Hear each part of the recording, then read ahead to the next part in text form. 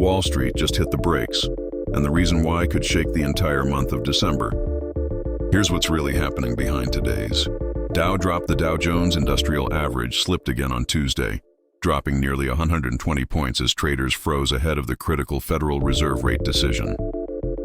With markets heavily pricing in a third consecutive 0.25% rate cut, investors are tense, wondering whether the Fed will match expectations or surprise everyone.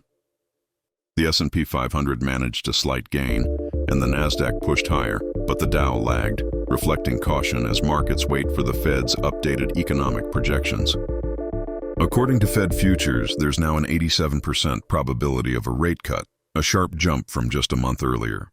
And with Jerome Powell heading into one of his final rate decision press conferences, traders believe his tone could set the mood for the rest of December.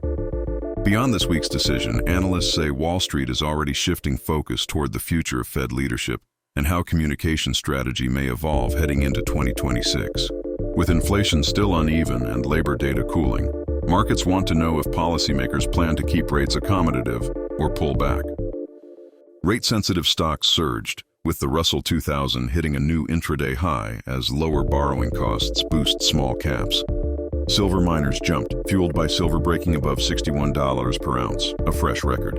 Corporate updates also contributed to the gains, with CVS rising on a stronger outlook and Colgate-Palmolive catching momentum after an analyst upgrade. Meanwhile, macro data remained mixed.